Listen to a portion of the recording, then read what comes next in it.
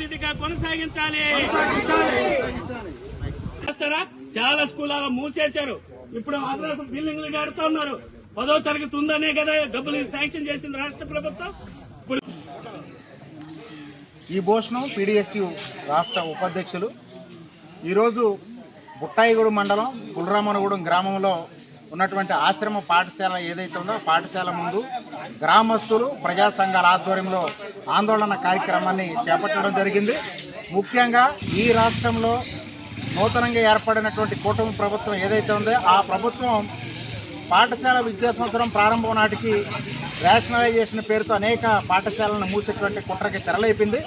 దాన్ని ప్రగతిశీల ప్రజాస్వామ్య విద్యార్థి సంఘం తీవ్రంగా ఖండిస్తూ ఉంది. గత ప్రభుత్వం వైసీపీ ప్రభుత్వం రేషనలైజేషన్ చేస్తే వీళ్ళు పెద్ద అల్లరి చేసి గడపబడి చేసినటువంటి పరిస్థితి ఆనాడు ఉంది. కానీ ఈనాడు కూడా సేమ్ అదే ద్వారా ఆ ప్రభుత్వం ఏదైతే అవలంబించిందో ఇదే తీరును కూడా ఇప్పుడు ఉన్నటువంటి కూటమి ప్రభుత్వం అవలంబిస్తున్నటువంటి పరిస్థితి ఈ రాష్ట్రంలో కనపడుతూ ఉంది. నిజంగా ఈ రాష్ట్రంలో ఉన్నటువంటి వెనకబడినటువంటి సామాజిక వర్గాలకు చెందినటువంటి ఎస్టీ విద్యార్థులు ఎవరైతే ఉన్నారో ఆ విద్యార్థుల పట్ల ఈ కూటమి ప్రభుత్వానికి చిత్తశుద్ధి ఉన్నట్లయితే ఈ రాష్ట్రంలో ఉన్నటువంటి ఏవైతే ఆశ్రమ పాఠశాలలు ఉన్నాయో రాష్ట్ర వ్యాప్తంగా వాటిని అభివృద్ధి చేయాలి. వాటిని అభివృద్ధి చేయకుండా మరి ఈరోజు విద్యార్థులు లేరు అనేటువంటి ఒక నెపంతో వాటిని రేషనలైజేషన్ పేరుతో కుదించేటువంటి కుట్ర జరుగుతూ ఉంది. దీనిలో భాగంగానే ఈరోజు గిరిజన విద్యార్థులంతా కూడా విద్యకు దూరం అయ్యేటువంటి ప్రమాదం ఉంది. మరి రేపు జనవరిలో మెగా డిఎస్సి తీస్తామని చెప్పేసి ఈరోజు ఈ విద్యాశాఖ మంత్రి గారు మాట్లాడుతున్నారు. విద్యార్థులు లేనప్పుడు మెగా డిఎస్సీలు తీసి మీరు ఏం చేసుకుంటారని చెప్పేసి మేము సూటిగా అడుగుతా ఉన్నాం.